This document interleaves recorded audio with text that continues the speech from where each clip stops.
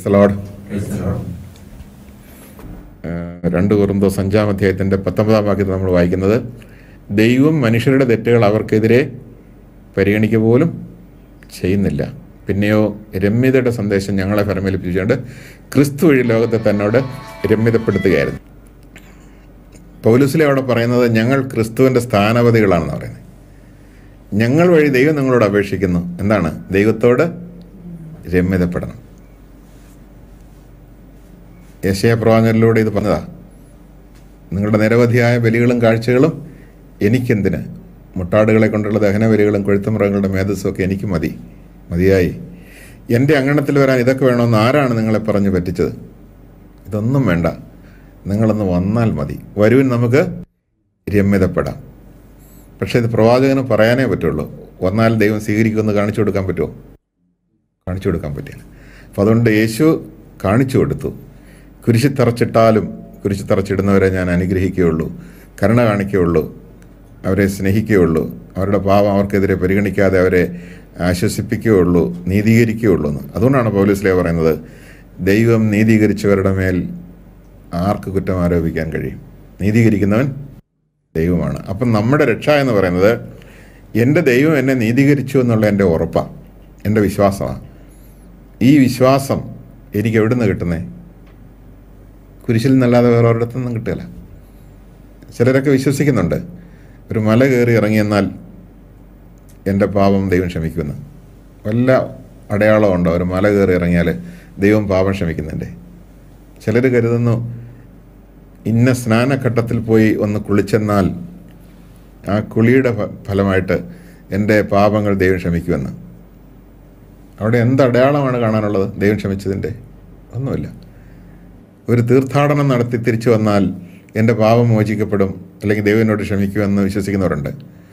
ലക്ഷങ്ങൾ മുടക്കി കോടിക്കണക്കിന് ആളുകൾ തീർത്ഥാടനം നടത്തിക്കൊണ്ടിരിക്കുകയാണ് ഓരോ വർഷവും. ഗവൺമെൻറ്റുകൾ അതിനെ പ്രോത്സാഹിപ്പിച്ചു വിടുന്നുണ്ട്. കാരണം അത് ഒരു സമൂഹത്തിൻ്റെ ആവശ്യമാണ്, അവരുടെ വിശ്വാസത്തെ വിലമതിക്കുന്നതുകൊണ്ടാണ്.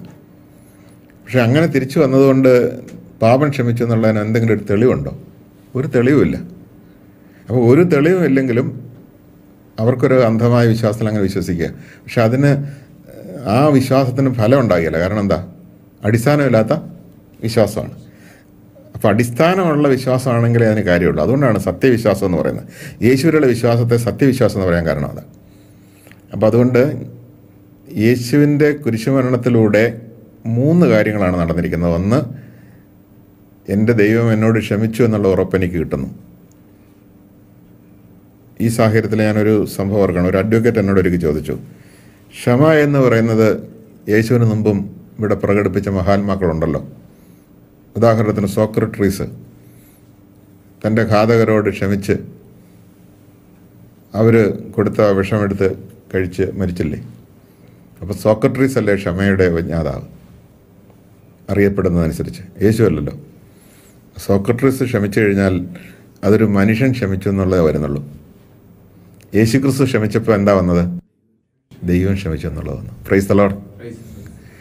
സോക്രട്ടീസിൻ്റെ ക്ഷമ അവിടെയുള്ള ഏതാനും പേർക്ക് ഒരു മനുഷ്യൻ കൊടുത്ത ക്ഷമയാണ്. കുരിശിൽ യേശു ക്രിസ്തു നമുക്ക് നൽകിയ ക്ഷമയോ സകല മനുഷ്യർക്കും വേണ്ടി ദൈവം നൽകിയ ക്ഷമയാണ്. അത് കാലാതീതമായി നിൽക്കുന്ന ക്ഷമയാണ്. അത് ദൈവത്തിൻ്റെ മനസ്സറിയിക്കുന്ന, ദൈവത്തെക്കുറിച്ചുള്ള വെളിപാട് നൽകുന്നതാണ്. അപ്പം ദൈവം തന്നെ വെളിപ്പെടുത്തുകയാണ്. അപ്പോൾ യേശു ക്രിസ്തുവിലൂടെ ദൈവം വെളിപ്പെടുത്തി മനുഷ്യൻ്റെ പാപം ദൈവം അവനെതിരെ അവൾക്കെതിരെ പരിഗണിക്കുന്നില്ല. അതുകൊണ്ടാണ് പൗലോസ്ലീഹ പറയുന്നത്, ഞങ്ങൾ ക്രിസ്തുവിൻ്റെ സ്ഥാനപതികളാണ്. സ്ഥാനപതി എന്ന് പറഞ്ഞാൽ അതിൻ്റെ അർത്ഥം, അംബാസഡർ എന്ന് പറഞ്ഞാൽ അതിൻ്റെ അർത്ഥം സ്വന്തമായ അഭിപ്രായം ഇല്ലാത്ത ആളാണ് അംബാസഡർ. ഏത് രാജ്യത്തെ പ്രതിനിധീകരിച്ച് അദ്ദേഹം ഒരു രാജ്യത്ത് താമസിക്കുന്നുവോ ആ രാജ്യത്തിൻ്റെ, ഏത് രാജ്യത്ത് നിന്ന് അദ്ദേഹം പോയോ ആ രാജ്യത്തിൻ്റെ അഭിപ്രായം മാത്രമേ ഇദ്ദേഹം പറയാൻ പാടുള്ളൂ, അല്ലാത്തതൊന്നും പറയാൻ പാടില്ല. അപ്പോൾ ക്രിസ്തുവിൻ്റെ സ്ഥാനപതികൾ എന്നുള്ള രീതിയിൽ ഞങ്ങൾ നിങ്ങളോട് അഭ്യർത്ഥിക്കുന്നു, ദൈവം മനുഷ്യൻ്റെ പാപങ്ങൾ അവർക്കെതിരെ പരിഗണിക്കുക പോലും ചെയ്യുന്നില്ല. അതുകൊണ്ട് ആദത്തിൻ്റെ മക്കളോട് പറയാണ്, നിങ്ങളുടെ ഗ്രാൻഡ് പേരൻ്റ് ചെയ്തതുപോലെ, ഫസ്റ്റ് പേരൻസ് ചെയ്തതുപോലെ, ആദ്യ മാതാപിതാക്കന്മാർ ചെയ്തതുപോലെ ദൈവത്തിന് പിടികൊടുക്കാതെ ഓടേണ്ട കാര്യമില്ല.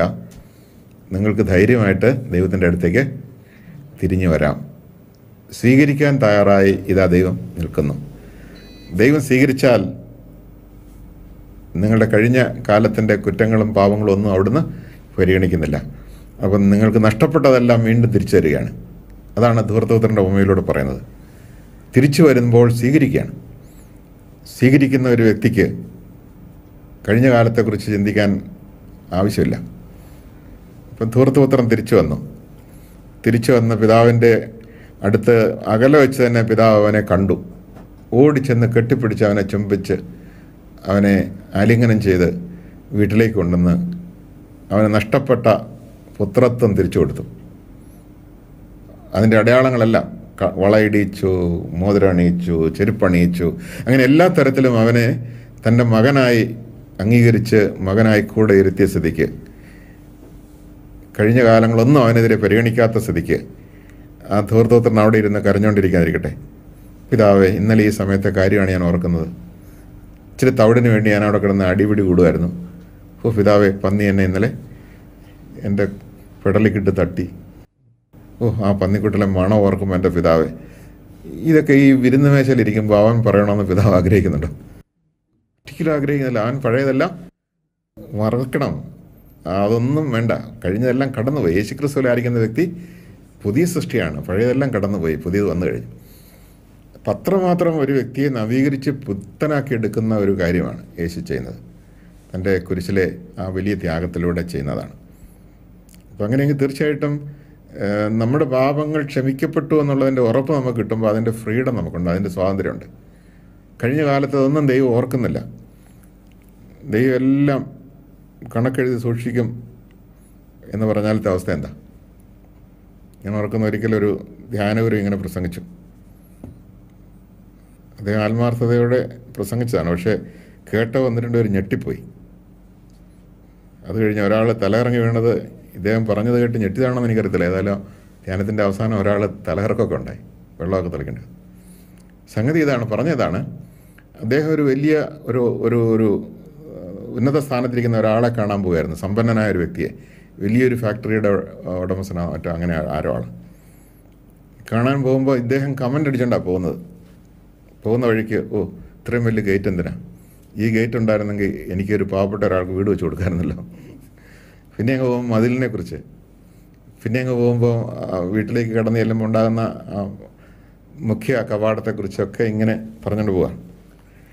അപ്പം അവിടെ ചെന്ന് ഇദ്ദേഹത്തെ കണ്ടു കഴിഞ്ഞപ്പം, ഞാൻ അച്ഛൻ വരുന്നതിന് മുമ്പ് അച്ഛനെ കാണുന്നുണ്ടായിരുന്നു എന്ന് പറഞ്ഞിട്ട് അദ്ദേഹം ഒരു വീഡിയോ ഓൺ ചെയ്തു. കാരണം ഇദ്ദേഹം ഈ ഗേറ്റിൻ്റെ അപ്പുറം വരുന്നതുവരെ കാറ് വന്ന് ഇറങ്ങുന്ന മുതലും ഷൂട്ട് ചെയ്ത് കൊണ്ടിരിപ്പുണ്ടായിരുന്നു. അകത്ത് ക്യാമറകളുണ്ടായിരുന്നു അവിടെ ഇവിടെയൊക്കെ. അപ്പോൾ ഈ ക്യാമറ എല്ലാം ഷൂട്ട് ചെയ്യായിരുന്നു. അപ്പോൾ അദ്ദേഹം പറഞ്ഞ വാക്കുകളൊക്കെ കേൾക്കാം. അപ്പോൾ അവിടെ ചെന്ന് ഇതെല്ലാം അങ്ങ് വെച്ചു കൊടുത്തോടുകൂടി ഇദ്ദേഹത്തെ കണ്ട് ഇച്ചിരി സാമ്പത്തിക സഹായമൊക്കെ ചോദിക്കാനായിട്ട് പോയതായിരുന്നു. അതോടുകൂടി ഞെട്ടിപ്പോയി. കാരണം എന്നാ, ഇങ്ങനെ ഇദ്ദേഹത്തിനെതിരെ കമൻ്റൊക്കെ അടിച്ചാണ് അങ്ങോട്ട് കയറി ചെല്ലുന്നത്. എന്നിട്ട് അദ്ദേഹം പറഞ്ഞു, ദൈവം ഇതുപോലെയാണ്, നമ്മുടെ എല്ലാ കാര്യങ്ങളും നോട്ട് ചെയ്ത് വെച്ചിരിക്കുകയാണ്. നമ്മൾ വിധിക്ക് വേണ്ടി ചെല്ലുമ്പോൾ ഇതെല്ലാം അങ്ങോട്ടെടുത്ത് കാണിക്കുന്നതിനെല്ലാം മറുപടി പറയേണ്ടി വരും. എന്നാ മറുപടി പറയാൻ പറ്റും? അപ്പം ഞാൻ പറഞ്ഞു വരുന്നത്, ദൈവത്തിൽ നിന്ന് അകന്നു പോയവരെ ദൈവത്തെങ്കിലേക്ക് തിരികെ കൊണ്ടുവരാൻ വന്നവന് പേടിപ്പിക്കുന്ന ഒരു കാര്യം ചെയ്യൂ? ഒരിക്കലും പേടിപ്പിക്കുന്ന കാര്യം ചെയ്യാൻ പറ്റത്തില്ല. മാത്രവുമല്ല, ദൈവത്തിന് സഹജമായത് സാന്ത്വനിപ്പിക്കുക, ആശ്വസിപ്പിക്കുക, സ്നേഹം ചൊരിഞ്ഞ് ഒരാളെ സ്വന്തമാക്കുക എന്നുള്ളതാണ്. അപ്പം മനസ്സ്, ഹൃദയമൊക്കെ ദൈവത്തിൽ നിന്ന് അകന്നു പോയവരെ തിരിച്ചു കൊണ്ടുവരികയാണ്. അപ്പം തിരിച്ചു കൊണ്ടുവരുമ്പോൾ തീർച്ചയായിട്ടും പേടിപ്പിക്കുന്ന ഒരു കാര്യം പറഞ്ഞ് തിരിച്ചു കൊണ്ടുവരാൻ പറ്റിയല്ലോ. അപ്പോൾ ഏറ്റവും അധികം നമുക്ക് തിരിച്ച് വരാൻ സാധിക്കുന്നത് നമ്മുടെ പാപങ്ങൾ നമുക്കെതിരെ പരിഗണിക്കാതിരിക്കുമ്പോഴാണ്. അപ്പോൾ ധൂർത്തപുത്രൻ്റെ പിതാവ് ആ പാപമൊന്നും അവനെതിരെ പരിഗണിച്ചില്ല. അപ്പം ദൈവം അതുപോലെ ചെയ്യുന്നതാണ് ഈശോ നമ്മൾ പഠിപ്പിക്കുന്നത്. കുരിശിൽ കിടന്നുകൊണ്ട് അത് തന്നെയാണ് ചെയ്തത്. അപ്പോൾ ഏറ്റവും വലിയ ആശ്വാസവും സാന്ത്വനവും നമുക്ക് ലഭിക്കുന്നത് നമ്മുടെ കഴിഞ്ഞ കാലത്തെ സകല പാപങ്ങളും ദൈവം പുറത്ത് ക്ഷമിച്ച് നമ്മുടെ പഴയ മനുഷ്യനെ അവിടുന്ന് ഇല്ലാതാക്കി കളഞ്ഞു. ഒരു പുതിയ മനുഷ്യനാക്കി നമ്മളെ രൂപാന്തരപ്പെടുത്തി. അതാണ് നമുക്ക് ഏറ്റവും ആശ്വാസവും സാന്ത്വനവും തരുന്നത്. അപ്പം ഇത് വിശ്വസിക്കാൻ ഒരു വ്യക്തിക്ക് സാധിക്കുന്നത് യേശുവിൻ്റെ ഈ ലോക ജീവിതവും പീഡാസഹനവും കുരിശുമരണവും ഉള്ളതുകൊണ്ട് മാത്രമാണ്. Price the lord. അതുകൊണ്ട് യേശുവാണ് ഏകരക്ഷകൻ എന്ന് പറയാൻ ഈ ഒരൊറ്റ കാരണം വളരെ ശക്തമാണ്. യേശുവാണ് ഏകരക്ഷകൻ, രക്ഷിക്കുന്നവൻ, ദൈവത്തിൽ നിന്ന് അകന്നുപോയവരെ ദൈവത്തിലേക്ക് തിരികെ കൊണ്ടിരുന്നവൻ. അപ്പം എൻ്റെ പാപം എന്ന് പറയുന്നത്, നമുക്ക് ആ പാപത്തെ കാണാം. അസത്യമാണ് എൻ്റെ പാപമെങ്കിൽ അസത്യത്തെ പരിഹരിക്കുന്നത് സത്യം കൊണ്ടാണ്. ദൈവത്തിൽ നിന്ന് അകന്നു പോയതാണ് എൻ്റെ പാപം എന്നതുകൊണ്ട് ദൈവത്തെങ്കിലേക്ക് മടക്കിക്കൊണ്ടിരുന്നതാണ് പരിഹാരം. അവിശ്വാസമാണ് എൻ്റെ പാപമെങ്കിൽ ആ അവിശ്വാസത്തെ ഇല്ലാതാക്കുന്ന വിശ്വാസം ജനിപ്പിക്കുന്നതാണ് പരിഹാര പ്രവൃത്തി. കൃപ നഷ്ടപ്പെട്ടതാണ് എൻ്റെ പാപമെങ്കിൽ യേശുവിനോട് ഐക്യപ്പെടുന്നവർക്ക് സൗജന്യമായി കൃപ കിട്ടുമ്പോഴാണ് പാപമോചനവും പാപപരിഹാരവും സംഭവിക്കുന്നത്. അതുപോലെ തന്നെ എൻ്റെ അകൃത്യങ്ങളാണ് എൻ്റെ പാപമെങ്കിൽ ആ അകൃത്യങ്ങൾ എന്തുകൊണ്ട് സംഭവിച്ചു? കൃപയില്ലാത്തതുകൊണ്ട് സംഭവിച്ചു. അങ്ങനെയാണെങ്കിൽ കൃപ കിട്ടിക്കഴിയുമ്പോൾ അകൃത്യത്തിൻ്റെ സ്ഥാനത്ത് എന്തുണ്ടാവും? സൽക്കർമ്മങ്ങൾ ഉണ്ടാകും. അപ്പോൾ അകൃത്യങ്ങൾ ചെയ്തവരെ അകൃത്യങ്ങൾ ചെയ്യാനുള്ള കഴിവില്ലാതാക്കി സൽക്കർമ്മങ്ങൾ ചെയ്യുന്നവരാക്കി യേശു മാറ്റുന്നു. അപ്പോൾ അവിടെയും യേശു പരിഹരിച്ചു. ഇനിയും പാപത്തിൻ്റെതായ സൈഡ് ഇഫക്ട്സ് ഉണ്ട്, അല്ലെങ്കിൽ ദുരന്ത ഫലങ്ങളുണ്ട്. ദുഃഖം, നിരാശ, ഭയം തുടങ്ങിയ ഒരുപാട് ദുരന്ത ഫലങ്ങൾ, മുറിവുകളുണ്ട്. നമുക്കറിയാം, പാപം മുറിവേൽപ്പിക്കും. അതിൻ്റെ വൈകല്യങ്ങൾ സ്വഭാവത്തിലുണ്ടാകും. വീണ്ടും ദൈവത്തോട് ഐക്യപ്പെടുമ്പോൾ, കൃപയിൽ നിറയുമ്പോൾ ഈ വൈകല്യങ്ങളെല്ലാം മാറി നല്ലൊരു സ്വഭാവം നമുക്ക് ഉണ്ടാകും. അങ്ങനെയും അവിടുന്ന് പാപത്തെ പരിഹരിക്കുന്നു, ഇല്ലാതാക്കുന്നു. ഈ ലോകത്തോടുള്ള നമ്മുടെ മൈത്രി ബന്ധങ്ങളെല്ലാം ഇല്ലാതാക്കി ദൈവത്തോടുള്ള വലിയ ഐക്യം നമുക്കുണ്ടാക്കുന്നു. അങ്ങനെ നമ്മളെ അവിടുന്ന് പാപപരിഹാരം ചെയ്ത് പാപമോചനം നൽകി സ്വന്തമാക്കുന്നു. അപ്പോൾ ഇതെല്ലാം യേശുവിലൂടെ മാത്രമാണ് നടന്നത്, അല്ലാതെ നടന്നിട്ടില്ല. നമ്മുടെ പാപങ്ങൾക്ക് യേശു പരിഹാരം ചെയ്തു എന്ന് പറയുമ്പോൾ, പാപം എന്ന് പറയുന്നത് ഒരു തലമുറയിൽ നിന്ന് അടുത്ത തലമുറയിലേക്കുള്ള ഒരു ഒഴുക്ക് അതിനുണ്ട്. ഒരു വ്യക്തിയിൽ നിന്ന് വേറൊരു വ്യക്തിയിലേക്ക് അത് ഒഴുകുന്നുണ്ട്. ഈ ഒഴുക്ക് ആരാണ് തടയുന്നത് എന്ന് ചോദിച്ചാൽ ആരും തടയാനില്ല. ആരും തടയാനില്ലാത്ത ഒരു സാഹചര്യത്തിലാണ് ദൈവം തന്നെ ഈ ഭൂമിയിൽ ഇറങ്ങി വന്ന് ഈ ഒഴുക്കിനെ തടയുന്നത്. എബ്രായ ലേഖനത്തിൽ 10-ാം അധ്യായത്തിൽ നമ്മൾ വായിക്കുന്നുണ്ട്, പുസ്തകത്തിൻ്റെ ആരംഭത്തിൽ എന്നെക്കുറിച്ച് എഴുതിയിരിക്കുന്നത് പോലെ അവിടുന്ന് എനിക്കൊരു ശരീരം സജ്ജമാക്കിയിരിക്കുന്നു. ആ ശരീരവുമായിട്ട് ഞാനിതാ വരുന്നു എന്ന് പറഞ്ഞ അർത്ഥം, പാപം മൂർത്തരവും പ്രാപിക്കുന്നത് ശരീരത്തിലാണ്. ദുർമോഹം ഗർഭം ധരിച്ച് പാപത്തെ പ്രസവിക്കുന്നു. അപ്പോൾ പാപം മൂർത്തരവും പ്രാപിക്കുന്നത് ശരീരത്തിലാണ്. അതിൻ്റെ ഇഫക്റ്റ് ശരീരത്തിലേക്ക് വരും. ഇപ്പോൾ ഉദാഹരണത്തിന്, ഒരാളിൽ തോന്നിയ ഒരു ദേഷ്യം അവസാനം ഒരു അടിയിൽ കലാശിക്കുന്നു. കൊള്ളുന്ന ആളിലേക്കത് ഒരു കെടുതിയായിട്ട് കടന്നു പോവാണ്.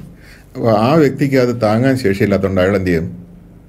ഒന്നെങ്കിൽ തിരിച്ചു കൊടുക്കും, അല്ലെങ്കിൽ അതിൻ്റെ മറുവായിട്ട് അയാളെ വേദനിപ്പിക്കുന്ന മറ്റുള്ളവർക്കെല്ലാം കൊടുക്കും.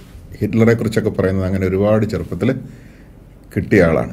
ഈ കിട്ടിയ ആൾക്ക് അന്നൊന്നും തിരിച്ചു കൊടുക്കാൻ പറ്റിയില്ല. അതുകൊണ്ട് പിന്നെ ഇതുപോലുള്ള ഇതിലേക്ക് പോയെന്നാണ് പറയുന്നത്. ഏതൊരു ഇങ്ങനെയുള്ള ക്രൂര സ്വഭാവമുള്ള വ്യക്തിയിലേക്ക് നോക്കിയാൽ ഇത് കാണാനായിട്ട് സാധിക്കുന്നുണ്ടെന്നാണ് മനഃശാസ്ത്രം പറയുന്നത്. അപ്പോൾ അതുകൊണ്ട് ഈ പാപത്തിൻ്റെ ഈ ഒരു മൂർത്ത രൂപമായ അടിയാണെങ്കിൽ അടി, അതുപോലുള്ളതിനെ ആരാണോ സന്തോഷത്തോടെ ഏറ്റുവാങ്ങുന്നത് അവിടം കൊണ്ട് ആ ഒഴുക്ക് അവസാനിക്കും. Price the Lord. ഉദാഹരണത്തിന് സാധാരണ സംഭവിക്കുന്നത് തിരിച്ചു കൊടുക്കുക എന്നുള്ളതാണ്. കൃപയുള്ള ഒരു യുഗത്തിൽ കൃപയുള്ളവർക്ക് മാത്രമേ ഇങ്ങനെ ഈ ഒഴുക്കിനെ തടയാൻ പറ്റുള്ളൂ. ഈ പാപത്തിൻ്റെ ഒഴുക്കിനെ തടയാൻ പാപമുള്ള ഒരാൾക്ക് കഴിയുകയില്ല. അതുകൊണ്ടാണ് പഴയ നിയമത്തിൽ കൃപയില്ലാത്ത യുഗത്തിൽ പറഞ്ഞത്, കണ്ണിന് പകരം കണ്ണ്, പല്ലിന് പകരം പല്ല്. നിനക്കത് താങ്ങാൻ ശേഷിയില്ലാത്തതുകൊണ്ട് നീ തിരിച്ച് കൊടുത്തേ. പക്ഷെ ഒരു കാര്യമുണ്ട്, അളവ് കൂട്ടിക്കൊടുക്കരുത്. തല്ലുന്നവനെ കൊല്ലുന്ന ഒരു കാലത്ത് ദൈവം ഇടപെട്ടുകൊണ്ട് പറഞ്ഞു, തല്ലുന്നവനെ തല്ലിയാൽ മതി, അതിനപ്പുറം പോകരുതെന്ന് പറഞ്ഞു. കാരണം അവനെ കൊണ്ട് താങ്ങാൻ ശേഷിയില്ല. അതുകൊണ്ട് ഈ പാപം ഉള്ള ഒരാൾക്ക് ഒരിക്കലും പാപത്തെ താങ്ങാൻ അല്ലെങ്കിൽ ഏറ്റുവാങ്ങാൻ സാധ്യമല്ലാത്തതുകൊണ്ടാണ് ദൈവപുത്രൻ ഈ ഭൂമിയിൽ വന്നത്. ഒരു ഉദാഹരണം പറയുകയാണെങ്കിൽ, ഒരു സിമ്പിൾ ഉദാഹരണം പറയുകയാണെങ്കിൽ, ഒരു ബ്ലോട്ടിംഗ് പേപ്പർ, മഷിയിൽ മുങ്ങിക്കിടക്കുന്ന ഒരു ബ്ലോട്ടിംഗ് പേപ്പർ ഒരിക്കലും മഷി ഒപ്പിയെടുക്കാൻ പര്യാപ്തമല്ല. വീണ്ടും മഷി അങ്ങോട്ട് പുരട്ടുകയുള്ളൂ. അതേസമയം ഉണങ്ങിയിരിക്കുന്ന അല്ലെങ്കിൽ മഷി ഇല്ലാത്ത വളരെ ശുദ്ധമായ ഒന്നാണെങ്കിൽ ഒപ്പിയെടുക്കും. എന്നതുപോലെ പാപമില്ലാത്ത ഒരാൾക്ക് മാത്രമേ പാപം ഏറ്റുവാങ്ങാൻ പറ്റുള്ളൂ. അതുകൊണ്ടാണ് യേശുവിനെ കുറിച്ച് സ്നാപകൻ പറഞ്ഞത്, ഇതാ ലോകത്തിൻ്റെ പാപങ്ങൾ ഏറ്റുവാങ്ങുന്ന അല്ലെങ്കിൽ വഹിക്കുന്ന ദൈവത്തിൻ്റെ കുഞ്ഞാട്. അപ്പം യേശു പാപം ഏറ്റുവാങ്ങി. യേശു പാപം ഏറ്റുവാങ്ങിയത് കൊണ്ടാണ് പാപത്തിൻ്റെ ഒഴുക്ക് ഇവിടെ അവസാനിക്കുന്നത്. അപ്പോൾ യേശുവിൽ പാപം വന്ന് അടിഞ്ഞുകൂടി. അതുകൊണ്ടാണ് പാപം വഹിച്ച് വഹിച്ച് വഹിച്ച് അവൻ പാപിയായി എന്നല്ല, പാപമായി എന്നാണ് പറയുന്നത്. നാം എല്ലാവരും ദൈവത്തിൻ്റെ നീതിയാകേണ്ടതിന് പാപമറിയാത്തവനെ ദൈവം നമുക്ക് വേണ്ടി പാപമാക്കി എന്ന് പറയുന്നത്. എന്ന് പറഞ്ഞാൽ പാപത്തിൻ്റെ മൂർത്ത രൂപമാക്കി, എന്ന് പറഞ്ഞാൽ വികൃതനാക്കി. അതുകൊണ്ടാണ് യേശയ്യാ പറയുന്നത്, അവനെ ഒന്ന് നോക്കിയവർ രണ്ടാമത് നോക്കിയില്ല, അത്രമാത്രം അവനെ വിരൂപനാക്കപ്പെട്ടു, അഗ്ലിയാക്കപ്പെട്ടു, അവനെ നോക്കാൻ പോലും സാധിക്കാത്ത രീതിയിലായിപ്പോയി എന്ന് പറഞ്ഞാൽ അത്രമാത്രം അവൻ പാപം ഏറ്റുവാങ്ങി. അപ്പോൾ ഈശോ പാപം ഏറ്റുവാങ്ങുന്നവരിൽ ഒന്നാമനായി. Praise the lord. അതുകൊണ്ട് ഈശോ പിന്നെ ആവശ്യപ്പെടുന്നതാണ്, ഞാൻ പാപം ഏറ്റുവാങ്ങിയത് കൊണ്ടാണ് നിനക്കൊക്കെ പാപമോചനം കിട്ടുന്നത്, സൗജന്യമായിട്ടാണ് അത് നിനക്ക് കിട്ടുന്നത്. അങ്ങനെയാണെങ്കിൽ നീ ഇനി എന്താ ചെയ്യേണ്ടത്? യേശുവിൻ്റെ ഭൗതിക ശരീരമായി കൊണ്ട് മറ്റുള്ളവരുടെ പാപം നീ ഏറ്റുവാങ്ങണം. അതാണ് സഹനം എന്ന് പറയുന്നത്. Price the Lord. പാപത്തിൻ്റെ മൂർത്ത രൂപത്തിന് പല പല മേഖലകളുണ്ട്. ഒന്ന്, ഡയറക്റ്റായിട്ടൊരു വ്യക്തി നമ്മളെ ആക്രമിക്കുന്നത് പാപത്തിൻ്റെ മൂർത്ത രൂപമാണ്. മറ്റൊന്ന്, പാപം മൂലം ഈ ഭൂമിയിലുണ്ടായ ഡിസോർഡർ, ആ ഡിസോർഡറിൻ്റേതായ ക്രമക്കേടിൻ്റേതായ പരിണിത ഫലങ്ങൾ, ഒരു ഭൂമികുലുക്കം ഉണ്ടാകുന്നു, സുനാമി ഉണ്ടാകുന്നു, അങ്ങനെയുള്ള രോഗാണുക്കളുടെ ആക്രമണം, അങ്ങനെയൊക്കെ ഉണ്ടാകുന്നതെല്ലാം വാസ്തവത്തിൽ പാപത്തിൻ്റെ മൂർത്ത രൂപമാണ്, അതിൻ്റെ പരിണിത ഫലമാണ്. അപ്പോൾ പാപത്തിൻ്റെ മൂർത്ത രൂപമാണെങ്കിലും അതിൻ്റെ പരിണിത ഫലമാണെങ്കിലും ആരെങ്കിലും സന്തോഷത്തോടെ ഏറ്റുവാങ്ങിയാൽ, പാപമില്ലാത്തവർക്ക് ഇത് പറ്റുള്ളൂ. പാപമില്ലാത്തവർ എന്ന് പറഞ്ഞാൽ യേശുവിൻ്റെ പാപമോചനം സ്വീകരിച്ചവരെന്നർത്ഥം. ഈ പാപമോചനം സ്വീകരിച്ചവർ അത് ഏറ്റുവാങ്ങിയാൽ അത് ആരുടെ പാപത്തിൻ്റെ ഫലമായിട്ടാണോ ഇതിവിടെ ഉണ്ടാകുന്നത് അവർക്ക് മുക്തി അല്ലെങ്കിൽ മോക്ഷം അല്ലെങ്കിൽ പാപമോചനം കിട്ടാൻ കാരണമാകും. ഇത് സ്വീകരിക്കുന്ന വ്യക്തിക്ക് യേശു ക്രിസ്തുവിനോടുള്ള ഗാഢമായ ബന്ധം ഉണ്ടാകാൻ കാരണമാകും, മഹത്വം ഉണ്ടാകാൻ കാരണമാകും. ലോകത്തിൻ്റെ മഹത്വം ഇല്ലാതാകുന്നതിനനുസരിച്ച് ദൈവത്തിൻ്റെ മഹത്വം നമ്മളിൽ വളരും. അപ്പം ഞാൻ ലോകത്തിൻ്റെ മഹത്വത്തെ ഇല്ലാതാക്കുന്നപ്പോൾ പാപം ഏറ്റുവാങ്ങുമ്പോൾ സംഭവിക്കുന്നത് ലോകത്തിൻ്റെ മഹത്വത്തെ ഇല്ലാതാക്കുകയാണ് ചെയ്യുന്നത്. ഇപ്പോൾ ഇവിടെ ദാരിദ്ര്യം അല്ലെങ്കിൽ മദർ തെരേസായും വാസ്തവം പറഞ്ഞാൽ ഈ ലോകത്തിൻ്റെ പാപത്തിൻ്റെ ആ ഒരു ദുരന്ത ഫലത്തെയാണ് ഏറ്റുവാങ്ങിയത് ശുശ്രൂഷയിലൂടെ. കാരണം ഇവിടെ ഒരു നല്ലൊരു എന്താ പറയുക നീതി, സാമൂഹ്യ നീതി ഇല്ല. ഉള്ളവൻ ഇഷ്ടം പോലെ ദുരുപയോഗിക്കുന്നു, ഇല്ലാത്തവന് പങ്കുവെക്കാൻ തയ്യാറാകുന്നില്ല. അങ്ങനെയൊക്കെ വരുമ്പോഴാണ് പാവങ്ങളായിട്ട് പോകുന്നത്. അപ്പോൾ അങ്ങനെയുള്ള ഒരു ഡിസോർഡർ ഇവിടെ ഉണ്ട്. ആ ഡിസോർഡറിനെ ഓർഡറാക്കി എടുക്കുന്നത് ഇങ്ങനെയുള്ള ഈ ശുശ്രൂഷയിലൂടെ പാപത്തിൻ്റെ പരിണിത ഫലത്തെ ഏറ്റുവാങ്ങുമ്പോഴാണ്. വേറൊരു തരത്തിലും ഇവിടെ പാപം ഭയങ്കരമായിട്ട് ഡിസോർഡർ ഉണ്ടാക്കുന്നുണ്ട്. ഉദാഹരണത്തിന് ലൈംഗിക അരാജകത്വത്തിലൂടെ ഇഷ്ടം പോലെ നടക്കുന്നവരിവിടെ ഒരു ഭയങ്കര ഡിസോർഡർ ഉണ്ടാക്കുന്നുണ്ട്. ആ ഡിസോർഡറിനെ ഓർഡറാക്കുന്നത് ബ്രഹ്മചാരികളാണ്. അതുകൊണ്ടാണ് സഭ എപ്പോഴും ബ്രഹ്മചാരികളെ അങ്ങേയറ്റം ബഹുമാനിക്കുക, അതിനെ പ്രോത്സാഹിപ്പിക്കുകയും ചെയ്യുന്നത്. അത് വൈദിക ജീവിതം, സന്യാസ ജീവിതം മാത്രമല്ല, ബ്രഹ്മചാര്യം എന്ന് പറയുന്നത് തീർച്ചയായിട്ടും വിവാഹ ജീവിതത്തിലൊക്കെ ഉള്ളതാണ്, സർട്ടൺ പീരീഡ് സമയത്തൊക്കെ ആണെങ്കിലേ. അപ്പോൾ അങ്ങനെയുള്ള ഒരു ക്രമീകൃതമായ രീതിയിൽ ദൈവത്തിൻ്റെ ക്രമത്തിന് വിധേയപ്പെട്ട് ജീവിക്കുമ്പോൾ ഈ പറയുന്ന ഡിസോർഡറിനെ ഇല്ലെന്നാക്കുന്നു. ദാരിദ്ര്യ വ്രതം എടുത്ത് ജീവിക്കുന്നവരെന്താ ചെയ്യുന്നത്? സമ്പന്നരിവിടെ ഉണ്ടാക്കിയിടുന്നൊരു ഡിസോർഡറുണ്ട്. ധൂർത്തിലൂടെയും അമിതമായ ഉപഭോഗത്തിലൂടെയും എല്ലാം ഇവിടെ ഒരു ഡിസോർഡർ ഉണ്ടാക്കുന്നുണ്ട്. ഈ ഓസോൺ പാളി പൊളിഞ്ഞു എന്ന് പറയുന്നതൊക്കെ വാസ്തവത്തിലൊരു ഡിസോർഡറാണ്. അതൊരു ധൂർത്തിൻ്റെ ഭാഗം കൂടെയാണ്, ഒരു സംശയമില്ല. അപ്പോൾ ഈ ഭൂമിയെയും ഭൂമിയുടെ നിക്ഷേപങ്ങളെയും അല്ലെങ്കിൽ ഈ എന്താ പറയുക അനന്തര തലമുറയ്ക്കും കൂടെ ഉള്ളതാണ്. എല്ലാം ആർത്തിയോടെ ഇപ്പോൾ കുത്തിമാന്തി എല്ലാം അങ്ങോട്ട് വല്ലാതെ ഉപയോഗിച്ച് കളയുകയാണ് ചെയ്യുന്നത് വാസ്തവത്തിൽ. അതെല്ലാം വാസ്തവത്തിൽ ഒരു ഡിസോർഡർ ഉണ്ടാക്കുന്നുണ്ട്. അപ്പോൾ ആ ഡിസോർഡർ ഇല്ലാതാകണമെങ്കിൽ ഇവിടെ ദാരിദ്ര്യ വ്രതം അനുസരിച്ച് ഉള്ളതുപോലും അല്ലെങ്കിൽ അനുവദനീയമായതുപോലും വേണ്ടെന്ന് വെച്ചുകൊണ്ട് ജീവിക്കുന്ന ആളുകളുണ്ടാണ്. അവിടെയൊക്കെ ഒരു ബാലൻസ് ഉണ്ടാക്കുന്നത്.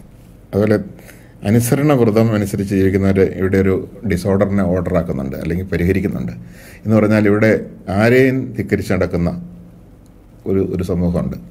അപ്പോൾ അവരൊക്കെ ഇവിടെ ഉണ്ടാക്കിയിടുന്ന ഭയങ്കര ഡിസോർഡറുണ്ട്. അതിനെ അനുസരണത്തോടു കൂടി ജീവിക്കുന്നവരെ ഓർഡറാക്കി എടുക്കുന്നുണ്ട്. അതൊക്കെ പരിഹാരമാണ്, പാപത്തിൻ്റെ പരിഹാരമാണ്. അപ്പോൾ യേശു ക്രിസ്തുവും അവിടുത്തെ സഭയും അല്ലെങ്കിൽ അവിടുത്തെ മൗദി ശരീരവും ഈ ഒരു പരിഹാര പ്രവൃത്തി ചെയ്തുകൊണ്ടിരിക്കുകയാണ്.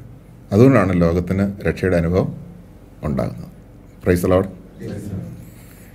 പിന്നെ ഇതുമായിട്ട് ബന്ധപ്പെട്ട മറ്റൊരു കാര്യം ഇവിടെ സൂചിപ്പിച്ച ഒരു കാര്യമുണ്ട്. അത് പഴയ തലമുറയിൽ നിന്ന് പാപം വരുന്ന കാര്യം. നമുക്ക് വളരെ വ്യക്തമായിട്ട് സഭ പഠിപ്പിക്കുന്നതും വചനത്തിൻ്റെ പിൻബലത്തോടുകൂടി പറയാൻ പറ്റുന്ന ഒരു കാര്യമാണ്. ഒരു മനുഷ്യൻ്റെ പാപം അനേകരെ പാപികളാക്കി. ഒരു മനുഷ്യൻ മൂലം പാപവും പാപത്തിൻ്റെ ശമ്പളമായ മരണവും എല്ലാവരെയും ബാധിച്ചെങ്കിൽ യേശു ക്രിസ്തു എന്ന ഒരു മനുഷ്യനിലൂടെ വന്ന കൃപ അതുപോലെ തന്നെ എല്ലാവർക്കും ബാധകമാണ്. Price the Lord. അപ്പോൾ യേശു ക്രിസ്തുവിലൂടെ ഒരു ഓർഡർ വരികയാണ്, കൃപയുടെ ഒരു ഓർഡർ വരികയാണ്. അപ്പോൾ അത് എല്ലാവരെയും ബാധിക്കുന്നു. ഉദാഹരണത്തിന് ആരൊക്കെ യേശു ക്രിസ്തുവിനോട് ഐക്യപ്പെടുന്നുവോ അവരെല്ലാം ഒരു പുതിയ കുടുംബത്തിലെ അംഗങ്ങളാകുന്നു.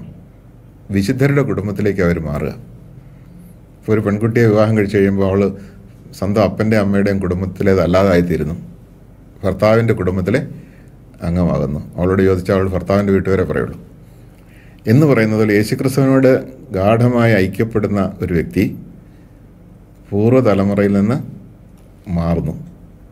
ആ വ്യക്തി വിശുദ്ധരുടെ കൂട്ടായ്മയിലാകുന്നു. പുണ്യവാന്മാരുടെ കൂട്ടായ്മയിൽ നമ്മൾ വിശ്വസിക്കുന്നുണ്ട്. അപ്പം അതുകൊണ്ട് അവരുടെ പൂർവികർ ആരായിരിക്കും? പിന്നെ വിശുദ്ധരായിരിക്കും. വിശുദ്ധരുടെ ഒരു കുടുംബത്തിലേക്ക് അവർ പറിച്ച് നടപ്പെട്ടതുകൊണ്ട് അവരുടെ പൂർവികർ വിശുദ്ധരായിരിക്കും. അപ്പോൾ ആ വിശുദ്ധരിൽ നിന്ന് വരാനുള്ളത് എന്താണ്? അനുഗ്രഹം മാത്രമേ അവരിൽ നിന്ന് വരാനുള്ളൂ. അപ്പോൾ യേശുവിൽ നിന്ന് വിശുദ്ധരിലൂടെ നമ്മളിലേക്ക് കൃപ ഒഴുകുന്നുണ്ട്. ഇപ്പോൾ ഉദാഹരണത്തിന് എനിക്ക് വിശ്വാസം എവിടെ നിന്ന് കിട്ടി? എനിക്ക് മുമ്പേ വിശ്വാസം സ്വീകരിച്ചവരിൽ നിന്ന്, അല്ലേ? അവർക്ക് എവിടെ നിന്ന് കിട്ടി? അവർക്ക് മുമ്പേ സ്വീകരിച്ചവരിൽ നിന്ന്.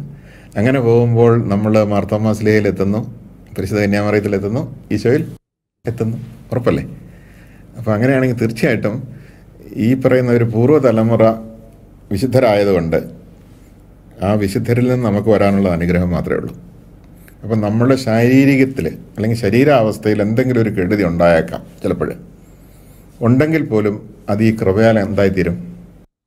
അനുഗ്രഹമായിത്തീരും. അതിനെക്കുറിച്ച് ഒരിക്കലും ദുഃഖം തോന്നിയല്ല, അതിനെക്കുറിച്ചൊരു ഭാരം തോന്നിയല്ല.